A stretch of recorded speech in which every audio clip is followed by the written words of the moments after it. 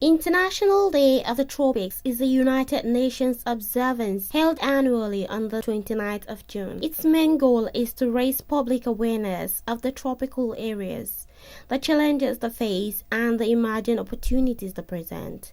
The tropics are a region of the Earth surrounding the equator. The day aims to emphasize the important role that countries in the tropics will play in achieving the Sustainable Development Goals. We are talking about a particular region. And what kind of region are we talking about? We're talking about areas that lie between 0 degree to 30 degree north of latitude, both north and south. And these are the hottest zones, more or less known as the equatorial regions of the world, and bastardized. And when something is bastardized, when something is not given the care it needs, I think usually United Nations tries to celebrate it as a way of reminding the people that, come, this is an area which, though is neglected, needs your care. Because the truth is, this area lies within the, let me put it, the poverty belt of the world. You understand? Where you have the most third world countries. And the third world countries are known for having reckless attitude towards nature, because they gain certain things from nature. They don't care the kind of damage such gains will do to nature in general.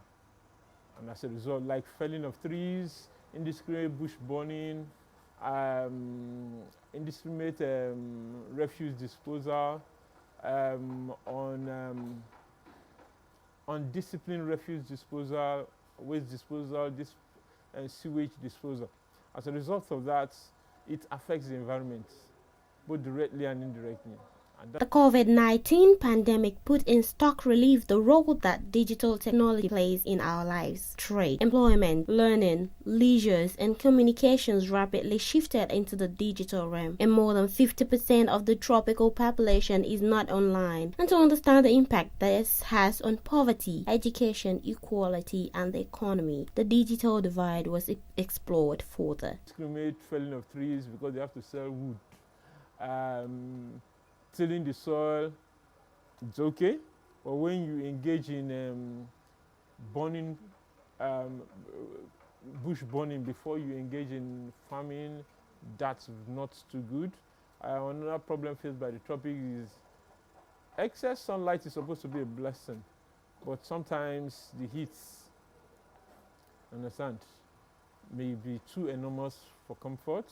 Another challenge faced by the tropics is now, from the human side, you see, this is the area of the third world where poverty is a game changer, where the leadership is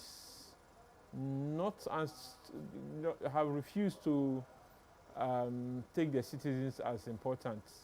And so, where education is at the lowest ebb, where health issues are at the lowest ebb. Don't forget that the zone of tropics is where many diseases like dangerous diseases like malaria is at the increase. Plasmodium, as is the prokaryotes that is passed from Anopheles mosquito, it's more predominant.